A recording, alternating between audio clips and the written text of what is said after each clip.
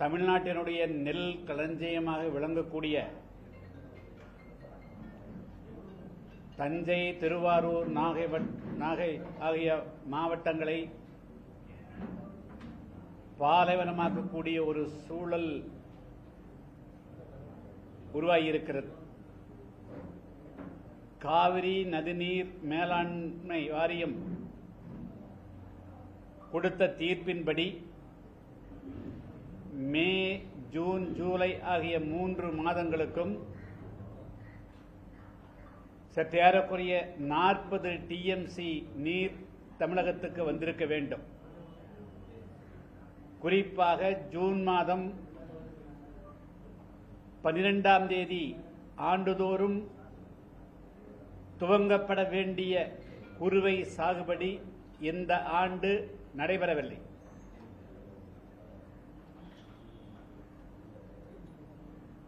கடந்த ஒரு மாத காலமாக திருவாரூர், நாகை, தஞ்சை மாவட்டங்களுடைய பல பகுதிகளில் குடிக்கக்கூட தண்ணீர் இல்லாமல் குடிநீர் பஞ்சம் ஏற்பட்டு மக்கள் தினமும் தெருவுக்கு வந்து போராடக்கூடிய ஒரு சூழல் உருவாகியிருக்கிறது. தமிழ்நாட்டுக்கு வந்து சேர வேண்டிய 40 டிஎம்சி தண்ணீரை பெற்றுத் தருவதற்கு உச்சநீதிமன்றத்தை தமிழ்நாடு அரசு அணுகியிருக்க வேண்டும், அல்லது காவிரி மேலாண்மை வாரியத்தை அணுகியிருக்க வேண்டும். ஆட்சி பொறுப்பேற்று 2.5 மாதங்கள் ஆன நிலையில் தமிழ்நாட்டினுடைய மிக ஜீவாதாரமான இந்த பிரச்சினை குறித்து இன்று ஆட்சி இருக்கக்கூடிய விஜய் அவருடைய அரசு மிகுந்த மெத்தன போக்கை கையாளுகிறது. இந்த அரசினுடைய பலகீனத்தை பயன்படுத்திக் கொண்டு கர்நாடக அரசு வெந்தபுனிலே வேலை பாய்ச்சுவதைப் போல மேகதாது என்ற அணையை கர்நாடகத்துக்குள் கட்டுவதற்கு தீவிர முயற்சி எடுத்து வருகிறார்கள். எனவே தமிழ்நாட்டினுடைய மிக முக்கியமான இந்த பிரச்சனைக்கு தீர்வு காண்பதற்கு தமிழ்நாடு முதலமைச்சருடைய தலைமையில் ஒரு அனைத்துக் கட்சி கூட்டத்தை கூட்ட வேண்டும் என்று நானே பத்திரிகையாளரிடத்தில், செய்தியாளரிடத்தில் ஏறக்குறைய 4 முறை வேண்டுகோள் வைத்தோம். தமிழ்நாட்டினுடைய அனைத்து அரசியல் கட்சிகளும், பிரதான அரசியல் கட்சியான திராவிட முன்னேற்ற கழகத்தினுடைய தலைவர் ஸ்டாலின் அவர்கள் அறிக்கை வைத்திருக்கிறார். அதேபோல ஒவ்வொரு அரசியல் கட்சியும் அறிக்கை கொடுத்திருக்கிறார். இருந்தாலும் கூட இதை பற்றியெல்லாம் பாராமுகமாக இன்று அரசு இருக்கிறது. இனியும் பாராமுகமாக இருந்தால் தமிழ்நாடு, குறிப்பாக தமிழ்நாடு ஒரு மிகப்பெரிய உணவு பற்றாக்குறைக்கு தள்ளப்படக்கூடிய ஒரு அபாய நிலை ஏற்படும். எனவே இதை தடுத்து நிறுத்துவதற்கு முதல்ல கர்நாடகத்திலிருந்து டிஸ்ட்ரஸ் பீரியட் என்று அழைக்கப்படக்கூடிய மிக வறட்சியான காலகட்டங்களில் தமிழ்நாட்டுக்கு வந்து சேர வேண்டிய தண்ணீரை பெறுவதற்கு ஆளுங்கட்சி எந்த முயற்சியும், அதாவது ஆட்சியாளர் எந்த முயற்சியும் எடுக்காத இந்த வேளையில் தமிழ்நாட்டினுடைய அனைத்து அரசியல் கட்சிகளும் ஒருமுகமாக தமிழ்நாடு அரசுக்கும் மத்திய அரசுக்கும் அழுத்தம் கொடுக்கக்கூடிய வகையில் வருகிற 1ஆம் தேதி, அதாவது ஆகஸ்ட் மாதம் 1ஆம் தேதி சனிக்கிழமை அன்று காலை 11 மணி அளவில் ஒரு அனைத்துக் கட்சி கூட்டத்தை ஏற்பாடு செய்திருக்கிறோம். அக்காடு ஹோட்டலில் காலை 11 மணிக்கு இந்த கூட்டம் நடைபெறுகிறது. தமிழ்நாட்டிற்குரிய அனைத்து அரசியல் கட்சிகளுக்கும், பிரதான அரசியல் கட்சி, தேசிய அரசியல் கட்சிகள், மாநில அரசியல் கட்சிகள், எல்லா அரசியல் கட்சிகளுக்கும் அழைப்பு கொடுக்கப்பட இருக்கிறது. நானே பல தலைவரிடத்திலே பேசியிருக்கிறேன். அனைவருமே அந்த கூட்டத்தில் கலந்து கொள்வதற்கு ஒத்துக்கொண்டிருக்கிறார்கள். யார் என்பதை இன்னும் ஒரு நாளில் பட்டியலிடுவோம். அதேபோல தமிழ்நாட்டில் மாஞ்சோலை உட்பட தமிழ்நாட்டுடைய பல வனப்பகுதிகளில் பல தலைமுறைகளாக வாழ்ந்து கொண்டிருக்கக்கூடிய அந்த பகுதி மக்களை கட்டாயப்படுத்தி வெளியேற்றக்கூடிய சூழ்நிலை உருவாகியிருக்கிறது. இப்பொழுது முதல்ல மாஞ்சோலையில் பிரச்சனை ஏற்பட்டது, அப்பொழுது யாரும் கண்டுகொள்ளவில்லை.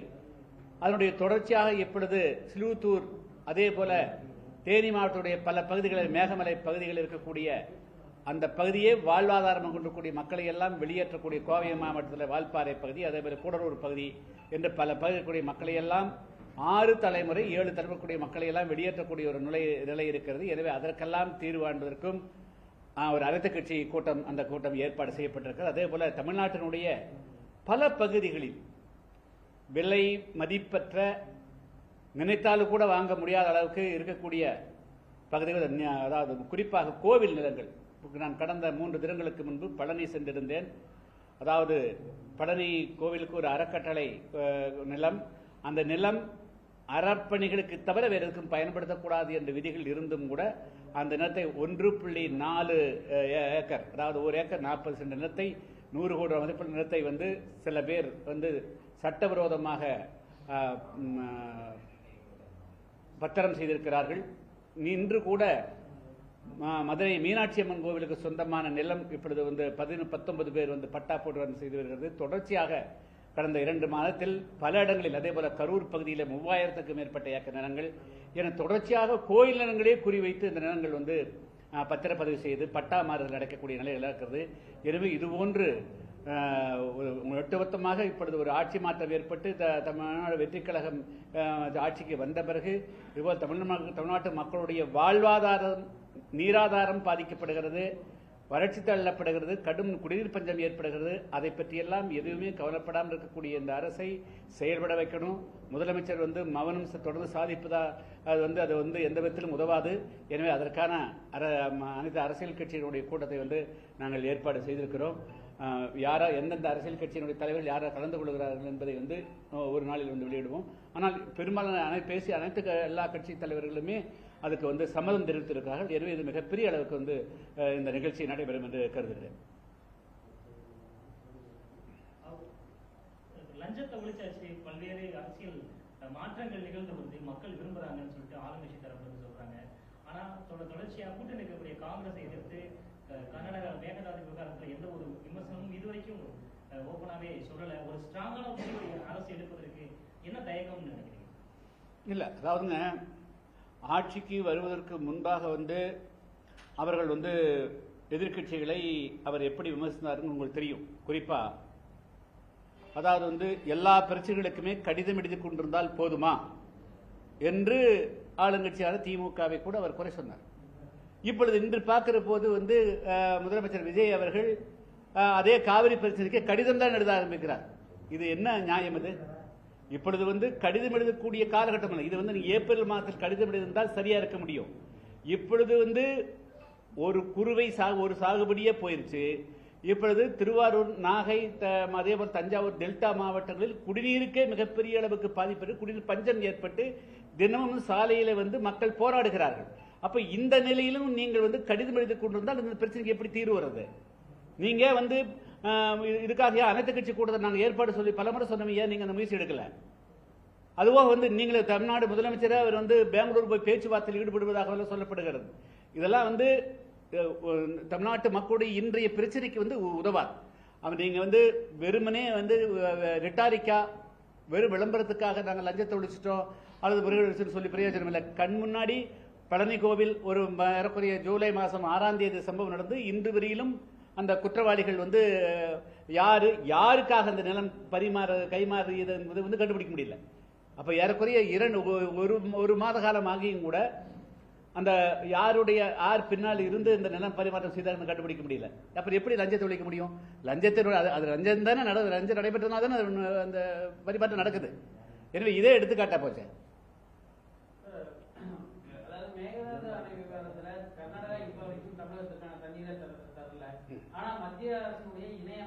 குறிப்பா வந்துங்க, மே மாசத்துக்கு 9.14 டிஎம்சி கொடுக்கணுங்க. ஜூன் மாசத்துக்கு 12 டிஎம்சி கொடுக்கணும். ஜூலை மாசத்துக்கு 20க்கு மேல கொடுக்கணும். 40 டிஎம்சி தண்ணி வருதுங்க கணக்கு பண்ணா. இதுல இன்னைக்கு வரலும் 1 டிஎம்சி கூட தண்ணி வரலைங்க.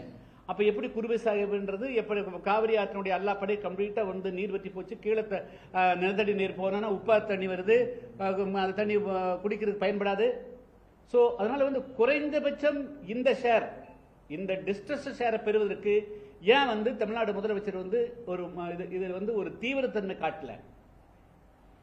மத்திய இணையமைச்சர் மேகதாது பகுதியில் அணை கட்டுவதற்கு தமிழகத்தினுடைய அனுமதி தேவைன்னு ஒரு மத்திய இணையமைச்சர் பேசியிருக்காரு.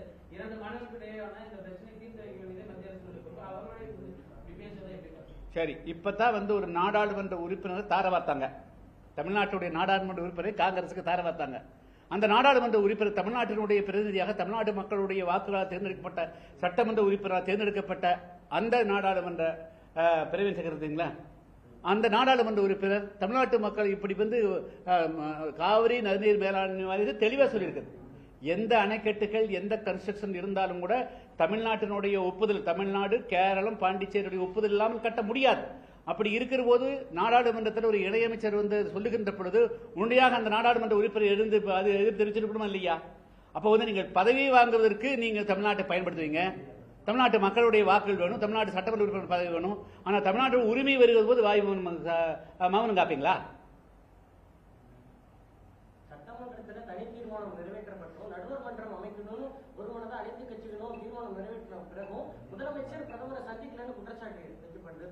அதான் நாங்க அதான சொல்றோம். அதாவது நாங்க தொடர்ந்து என்ன வலியுறுத்துறோம்னா, நீங்க சட்டமன்றத்தில் இருக்கக்கூடிய அரசியல் கட்சிகளை மட்டும் சட்டமன்றத்தில் தீர்மானம் நிறைவேற்றினால் போதாது. தமிழ்நாட்டில் சட்டமன்றத்துக்கு வெளியேயும் எண்ணற்ற அரசியல் கட்சிகள் இருக்கின்றன, விவசாய சங்கங்கள் இருக்கிறது, சமூக ஆர்வலர்கள் இருக்கிறார்கள்.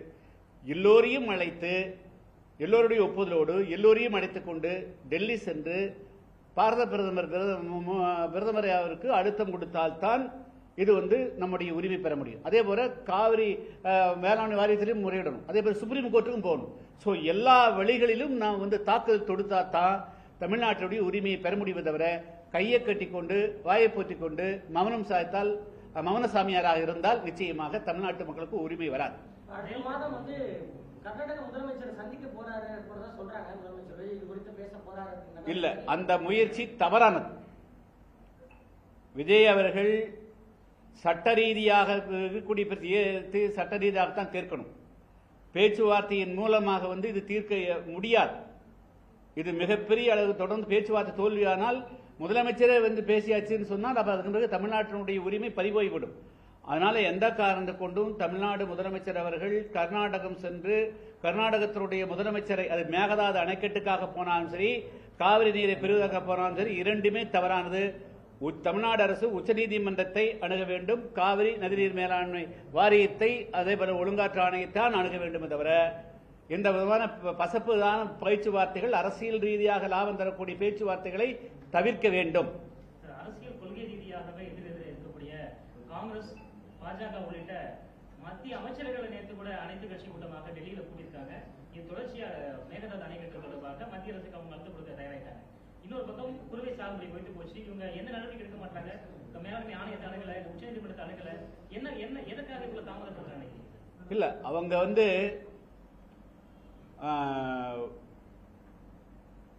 ஏதோ வாராது வந்தது போல பதவிக்கு வந்துட்டோம், மத்திய அரசையும் பகைக்கூடாது, அந்த அண்டை மாநிலங்களும் பகைக்கூடாது என்று ஒரு நிலைப்பாட்டை, தவறான நிலைப்பாட்டை எடுக்குகிறார்கள். அது தவறான. தமிழ்நாட்டு மக்கள் உங்களுக்கு வாக்களிச்சிருக்கிறாங்களோ, ஆட்சி கொண்டு வந்திருக்கிறாங்க அப்படின்னா, கடந்த ஆட்சியில் இருந்தவர்கள் கூட நீங்கள் வேகமாக செயல்படுவீர்கள், நீங்கள் இன்னும் உக்கிரமாக செயல்படுவீர்கள். தமிழ்நாட்டு உரிமையை கடிதம் எழுதாமல் நீங்கள் போராடி திரைப்படத்தில் எப்படி வாழெடுத்து சண்டை போட்டு நீங்கள் வெற்றி பெறுகிறீர்களோ அதே போல இங்க மக்களுடைய ஆதரவோடு நீங்கள் மத்திய அரசை கடுமையாக சாடி மாநில அரசோடு சண்டை போட்டு உரிமை பெற்று குறிப்பிட்டிருந்ததுக்காக ஆட்சி கொடுத்துக்கிறாங்க. அப்ப நீங்க அதை செய்யணும் இல்ல, பிராக்டிகலா செய்யணும் இல்ல. உங்களுக்கு அதுக்காக தான் உங்களை உட்கார வச்சிருக்கிறாங்க.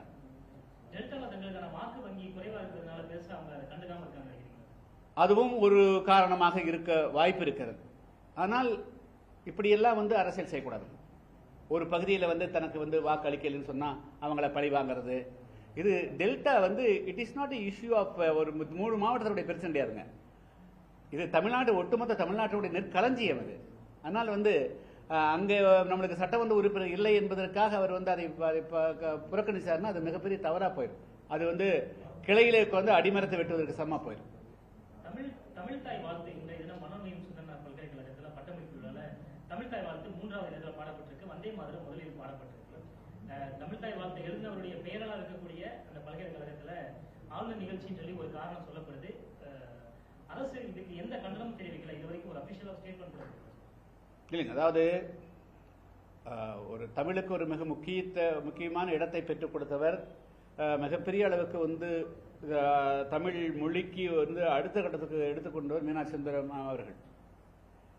தமிழ் தாய் வாழ்த்து மூலமாக இந்திய மாநிலங்களிலேயே ஒரு மிகப்பெரிய அடையாளத்தை பெற்றுக் கொடுத்தார். அவருடைய பெயராக இருக்கக்கூடிய அந்த பல்கலைக்கழகத்தில் அவர் எழுதின பாட அப்படிங்கிறது மிகப்பெரிய ஒரு வருத்தத்தை அளிக்கக்கூடியது. தமிழ்நாடு அரசு வந்து அவங்களுடைய அமைச்சர்களோ அல்லது வந்து அதிகாரிகளோ போகல அப்படிங்கிறதெல்லாம் முக்கியம் இல்லை. நீங்கள் இதுக்கு தீர்வு காணணும். நீங்கள் சும்மா வந்து எத்தனை மீட்டிங் நீங்கள் புறக்கணிப்பீங்க? தமிழ்நாட்டில் 30க்கும் மேற்பட்ட பல்கலைக்கழகம் இருக்குது. எல்லா நிகழ்ச்சிகளும் அதான் செய்வாங்க. நீங்கள் தமிழ்நாடு அரசு தமிழ் தாய் வாழ்த்தை முதலில் பாடுவதற்கு என்ன ஆக்கபூர்வமான நடவடிக்கை எடுக்க போறீர்கள் அப்படிங்கிறது தான் முக்கியமான கேள்வி. என்னுடைய கேள்வி, நீங்க புறக்கணிக்கிறதுல தீர்வுக்கு என்ன வழிங்கிறத சொல்லணும். புறக்கணிக்கிறதா தீர்வு வராது. அந்த பாட வைக்கிறதுக்கு என்ன நடவடிக்கை எடுக்க போறீங்க, அதுதான் தமிழ்நாடு மக்கள் அனைவரும் எதிர்பார்க்கிறார். குறிப்பா வந்து தமிழ்நாடு அரசுடைய பிரச்சனைகளா இருக்கட்டும், மேகதாதுவா இருக்கட்டும், நீட் விஷயம் விவகாரமா இருக்கட்டும், அதே போன்று வந்து பல்வேறு விஷயங்களா இருக்கட்டும், தொடர்ந்து முதலமைச்சர் பேசவே மாட்டார் இது குறித்து. ஏன்னா தேர்தலுக்கு முன்பே நாங்கள் வந்து நீட் எதிர்ப்பு, அதாவது மத்திய பாஜக அரசு எதிர்ப்புன்னு பல்வேறு விஷயங்களை பேசிட்டு ஆட்சிக்கு வந்த பிறகு இது குறித்து இதுவரைக்குமே பேசல. பல்வேறு எதிர்கட்சிகள் குற்றம் சாட்டாங்க. அது குறித்து இல்ல, பேசாமல் இருந்தது ஆட்சிக்கு முன்னாடி வேணா அவருக்கு சாதகமா இருக்கலாம். ஆனால் தொடர்ந்து பேசாமல் மக்களோடு தொடர்பற்று இருக்கக்கூடிய ஒரு முதலமைச்சர் ஆட்சிக்கு அதுவே ஒரு ஆபத்தாக முடியும். அது எப்ப முடியும், எப்ப வந்து சேரும் சொல்ல முடியாது. எதை சரி என்று, எது வந்து சரியானது என்று அவர்கள் முன்பு கருதினார்களோ, ஆனால் இப்பொழுது அப்படி கருத முடியாது. அன்று அவர் ஒரு தனிப்பட்ட நபர், ஒரு திரைப்பட நடிகர். ஆனால் இன்று வந்து 8 கோடி தமிழ் மக்களுக்கு, இங்கு மட்டுமல்ல, தமிழ்நாட்டில் வாழக்கூடிய தமிழ்நாட்டு மக்கள் மட்டுமல்ல, உலகெங்கும் வாழக்கூடிய அனைத்து தமிழக மக்களுக்கும் பதில் சொல்ல வேண்டிய இடத்துல இருக்கிறார். அதனால வந்து ஹேட் டு கம்யூனிகேட். அவர் வந்து மக்களோடு மக்களாக தினமும் தொடர்பு கொள்ள வேண்டும், ஊடக பேசணும், என்ன திட்டம்னு சொல்லணும், அதுக்கு பதில் சொல்ல வேண்டிய இடத்துல இருக்கிறார். அந்த மௌனம் மிக மிக ஆபத்தானது. நான் இன்னைக்கு சொல்லி வைக்கிறேன். அந்த ஆபத்து எப்போ வரும், எப்படி ரூபத்தில் வரும்னு சொல்ல முடியாது. உங்களுக்கு தெரியும் அண்மை காலங்கள் உலகெங்கு எப்படி நடந்துக்குது, டெல்லியில் எப்படி நடந்துங்கிறது. அனுமதிக்க முடியாதுன்னு சொல்லிட்டு சட்டத்துறை அமைச்சர் சொல்லியிருக்காரு. ஆனாலும் சார் வந்து இந்த கதையை எத்தனை நாளைக்கு சொல்லிட்டு இருப்பீங்க? அனுமதிக்க முடியாது. அனுமதிக்கிறது எப்போ, பாட வைக்கிறது எப்படின்னு சொல்லுங்கன்னு கேட்டா அதை விட்டு போட்டு நீங்க அந்த இடத்துல நினைக்கிறீங்க. அது நானும் நீங்களும் சொல்லலாம், ஒரு பத்திரிகையாளர் சொல்லலாம், ஒரு சமூக ஆர்வலர் சொல்லலாம். ஆனால் you are sitting in a position. நீங்க அதிகாரம் இருக்கக்கூடியங்க. தமிழ் தாய் வாழ்த்தை முதலில் பாட வைப்பதற்கு உண்டான திட்டம் என்ன உங்களிடத்தில் இருக்கு, செயல்பாடு என்ன இருக்கு, அதையும் நீங்க சொல்லுங்க. அதை விட்டு போட்டு கதை பேசிட்டு இருக்கிறீங்க. கரூர்ல வந்து அந்த கூட நெரிசல இருந்தவங்களுக்காக வழங்கப்பட்ட அரசு பதவி அப்படின்றத உயர்நீதிமன்றம் தடை வச்சிருக்கு. நான் ஏற்கனவே முதலியே சொல்லிட்டேன். அரசு நீல ஸ்வீட் செய்யக்கூடாதுங்கிறது ட்வீட் போட்டேன். அது அப்படிதான் பண்ண முடியும். அது வந்து தவறான நடைமுறையை வந்து எப்படி உயர்நீதிமன்றம் ஏற்றுக்கும், அது உச்சநீதிமன்றம் போனால் ஏற்றுக்காது.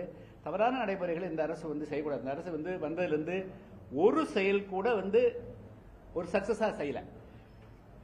நீங்க அப்பாயின்மெண்ட், செயலாளர் அப்பாயின்மெண்ட் பண்றீங்க, அடுத்த நாள் வாபஸ் பண்ணணும் வச்சுங்களா.